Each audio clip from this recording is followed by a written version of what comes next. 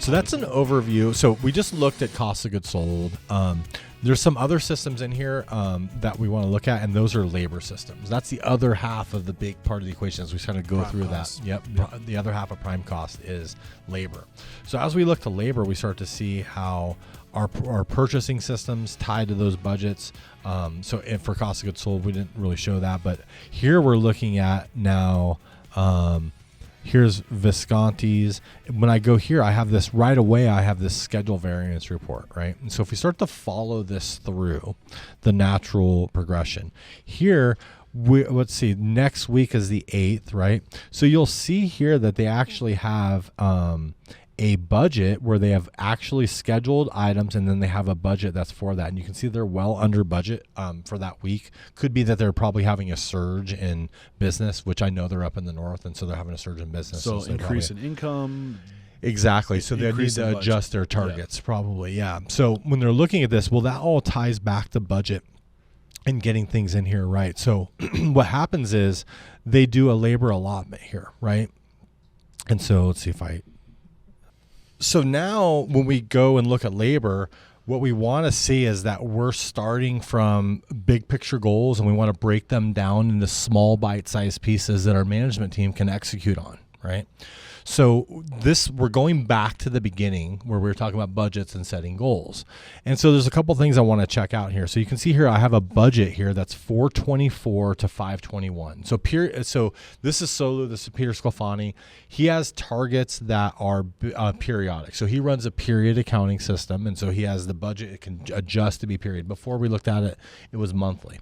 So one of Peter's periods here is 424 to 521. So immediately what I can do is look at my daily paperwork, go into my sales forecast, and when we look at that, it was 424. He runs a Wednesday to Tuesday work week to 521, right? So we see that, and you see he's got 407,395.51 was his sales forecast. You can see that we've predicted his mix. You can see that, remember we talked about mix at the beginning, that applies all the way through. Now when I look at the budget, you'll see that budget sales forecast matches what the system is saying. So not only have we done a sales forecast by month, but we have it broken down by day as well, which ties into our scheduling and our purchasing and all that too, and adjusts based on actuals too. So we don't want to get in too deep on how it does that. That's part of our 60-day training. So that's in there. So, but you can see that matches. So when I look at the budget, there's some clear labor goals that have to happen here. So you can see here he's got management salaries in here, and then he's got some labor by department here, and see how it's specialized is a little bit different than the one I showed you earlier. Yeah. So it's a little bit different, but overall you can see here we've labeled this labor allotment target, and you'll see that it's 26.69%. Okay.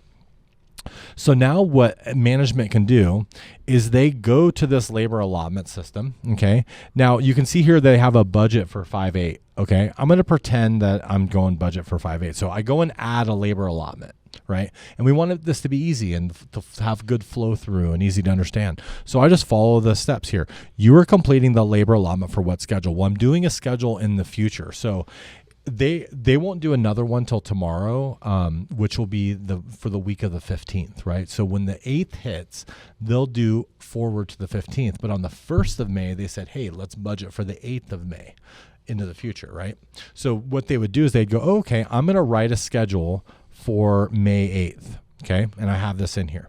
And so on May 1st, the most current complete week they had was from 424 to 430. And so the system will tell you that or remind you of that. The most current complete week was the week previous. And what they do is they can pull, I think Peter's Toast. So we just hit a button and we pull all that data from Toast, and it populates these numbers here. Okay. So it tells me what I actually did. They're punching in on Toast. All these are mapped out. We have all that data, and it tells him what his actual labor is. Then we go to budget. And we have to, maybe we have the managers are in the budget, maybe they're not, but now I don't have to remember that. I just go to that budget and I can go, okay, the period that I'm in is 424 to 521, and you can see how it says 26.69. I click that button, and now I've got a budget target of 26.69. It will account for all my salaries, and what this does, without getting too deep into it, is instead of like looking at all these big complicated percentages, it just says, hey, here's how many hours you can schedule in each department. So once we have all that in there, I just hit calculate on it, and it will tell me how many bartender hours I can schedule to make that budget that I wrote a reality. Yeah. So you're literally giving a budget of hours, not a budget of percentages. Yeah. And it's much easier for them to go and do that. Like, yeah, you start scheduling people out and you're seeing that number go lower and lower and lower. And now you're thinking to yourself, okay, well now this is what I have to work exactly. with. Yeah. So the 8th is tomorrow. So we go into the future, and this is the big difference of Restaurant Systems Pros. We actively try to control tomorrow. If I waste money on labor, the clock ticks, that money's gone. I can't go, hey, I overused a few hours last week, employee. Can I get those back this week? Right. You know, but if I order too many cans of tomato paste, I can use them tomorrow. You know what I mean? Right. So if now when I go to this schedule variance here, and I'm going to open up another tab here. I'm getting better at this already. Using the mouse pad? Yeah. So now I go look at next week. Now, here is if you remember I had budgeted 221 bartender hours. Yeah. They actually scheduled 209. So now they write their schedules in the system, and it says, and it compares what they actually scheduled to what their budget is. So they came in 11 points or 11 hours under budget. Nice. Yep. Mm-hmm. And they're going to have incentive to do this, because if they're doing profit sharing or anything like that, open book management, they're like, well, do we really need to use the entire budget, or can we see if we can get by with less? Right. And be efficient without sacrificing and this is where in our bonus system we tie in like reviews and quality of service. We don't want to take away from our service, but a lot of times the efficiencies are there and we just can't see them sometimes. I mean, I just had John Kearns on the show, and he was talking about just the power of just staggering workforce. Like, hey, like let's look at the data. Yeah. When if we are a breakfast restaurant, do we need to have all hands on deck at 7 a.m. or can we schedule 2 servers? And then by 8:30, typically the sales reports, the data shows that this is when people start coming in. We'll schedule a third person, and then 15 minutes later we'll have another person come in, where you can literally have people showing up at the quarter hour based off of the past, just to really Exactly. And so what we do is we take it a step further. What we teach is we always want to have qualitative skills. And what you just described there is your qualitative skills to make good decisions for the business, right? It's your gut feeling of what is efficient and all that too. Well, we also want quantitative skills. And quantitative is, what do the numbers say, right? Yeah. And so what we do is we help. If you're doing only qualitative, you're going to be going down the wrong path. Only gut feelings going to take you down the wrong path. If you're doing only the numbers, it's going to take you down the wrong path. If you take your qualitative and quantitative and put it together to make good decisions, that's where you're hitting a sweet spot. Yeah, I feel like Nick Cirillo calls this trust and track. Okay. You got to trust. That's the qualitative, right? Yeah. You got to trust your gut. You got to trust the people. Yeah. But you have to track it on the back end. You Absolutely. can't just trust without tracking. You got to know these things too. Like, oh, I can't send this server home because this server's green, and if the restaurant gets packed, they won't be able to handle it. Or this cook isn't cross-trained yet, and so no two servers are exactly the same. So you got to tie that all in. It's maybe not just at numbers. 7 a.m. have your stronger servers on in case you get an earlier rush. They can handle it. Whereas if you have a greenhorn on, they're gonna be buried in the cold. Or you run the numbers and it's the opposite. You say, oh my gosh, we're really over efficient. We need to add more people. Right, that happens as well with our systems too, because like here, we're not going to get into it here, but we have dollars per labor hour, which lets us track efficiencies. And this is giving me an overview by week, like a big we went to month, now we're looking at week, and then we'll go and look at it by the day too. And so we have some proprietary stuff that's called like the reverse labor system that not only tells you let me go take a look at it here. So if we go to reverse labor system, that all ties into this, right? So if I'm going to, what my overall target is for, let's say I'm even looking at the first here, right? So you'll see here that Peter has all days finished here except for Tuesday, which is the end of his work week, the way that he runs the system. Well, Tuesday, this is today. Of course, it's not in there, right? If I look at just Tuesday on this is going to tell me my necessary sales. So you can see here that he is trying to run a 19.67. That's from budget. So remember we put a 26.69 into the system. Well, it took the salaries off the top of that. And what's left over is for my variable labor. Got it. So after the salaries have been reviewed, because nobody can control that, they're a fixed number, right? So that's it comes right off the top. Now, what this does, and this is in our apps too, so managers can access it at their fingertips, is they go, okay, my necessary sales for today are 9,212. Now, what happens is in the middle of the day today, I don't know what time it is. It's in the afternoon, so maybe lunch service is finished, but most of the sales are going to happen tonight. It's for me, I may be running a 50% labor right now. But by the end of the day, when all the new cash is in, it's going to be different. Exactly. And even at 7 o'clock, I might be running 10% labor. Right. But I still have to finish cleaning up and do ordering and all that stuff that happens to close out at the end of the night. And so what happens is you go and look at your POS system, and I might have a 19.67% target, but at no point during the day at all am I ever going to be like at 19.67. I'm going to be really high end of the day. until the end of the day. And so what we do is we flip that over on its head and we say, okay, if I'm going to be on budget, I need to do 9,212.60 in sales for me to be in budget. So now you have a goal. Now I have a goal of hitting 9,200 in sales. And if I do that, I'll pay for my labor. Got it. Right. And I could change it. Like if I go into the, let's say I go to the line cooks here, I could even create, you could edit this in your app as well for the managers. But like, let's say I have and they'll overwrite this, so it's actually fine that I change it. But Arthur Robinson here, right? Or let me see, Andrew. Let's say Andrew, we got our printers going off for our POS system in the background. That's exciting, sweet noise to me. But let's say that Andrew right here was working till 1 o'clock, right? So my manager can create a plan. You can see earlier in the week, those are all the real punch times. But if I go, hey, 9 a.m. to like 1, let's say that, for whatever reason, we say, hey, who wants to go home? And then, Andre does go home.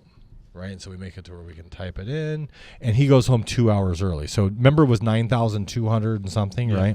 So I hit save in there. I just planned to cut him. Now it's $9,039 I need to do because we just made a cut there too. It also shows me that I've edited that. It's white for accountability that's edited. What will happen too, like if I look at yesterday, so I go to yesterday on this, you'll see how it's all dark blue there. That's actually the real punch times have come in from the POS system. And then it will tell me what, like yesterday, based on what was actually worked in the POS system, it shows him that he's got 70, that he needed to do 7,500. His forecast was 7,600, but he did 73. So he was really close. He ran a 19.93 for yesterday, which is a really good Monday, right? Yeah. So, and those are the actual numbers here. You can see originally scheduled was 175 hours and actually worked was 149. So that's a gold star for my management team right there. Yeah. They actually used less hours than were needed, and they did about what they started to hone in on that. At the beginning of the day, the necessary sales would have been much higher based on the 175 hours that were scheduled too. We also have this part right here where you can easily look at that. So sometimes you're like, where did I do good? Where did I do bad? If I'm looking at this week and I want to look at that Monday, I'm looking at bartenders here. It shows me like this person right here was scheduled 4 to 10. Well, they actually worked 4:06 to 10:52. So they went over their hours a little bit there. So you can kind of go through the whole shift and see like, where did I do good? Where did I do bad? And look back on that to see if you had a problem or if you want to repeat some good things that you did on there. I love it. Sometimes you find that, you put a plan out, but then managers don't execute the plan. And what's the good of doing a plan if we're not executing the plan, right? So we kind of lay out a plan, but we all know the restaurant business. We got to bob and weave and make it work. And so we want to just keep people accountable to the plan. And, if I question a manager on it, it's not like accusatory. It's like, hey, let's talk about why this person worked 3 extra hours. Let's talk about the numbers, not your actions. Yeah, exactly, too. And it's very black and white and not confrontational or anything like that. This is what we said. This is where we are. Let's find a solution. Yeah, absolutely. Yeah. And it gives really good transparency to all of it and all the details. It's really tough to go back and look at this stuff up and find it. Like all the information's in your POS system, but how can we slice and dice it to where it's useful to make good decisions on and have a good dashboard for how we're operating? Yeah, got it.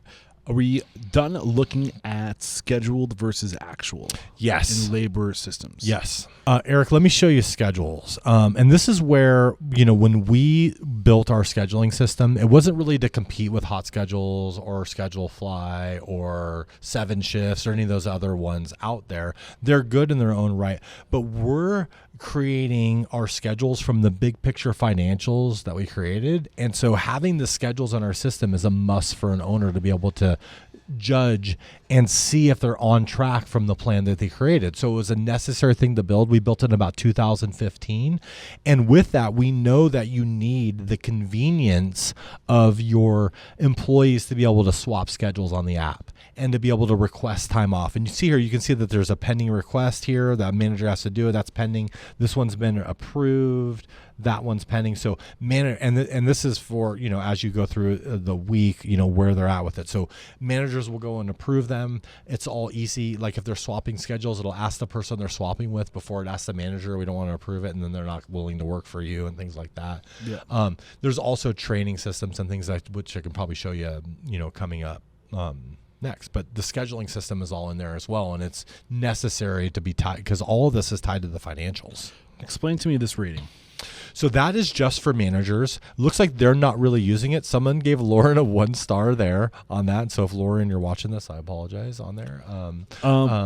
So basically, this is a way to say like the managers saying like this person is. So let's say let's say you had to write the schedule. Yeah.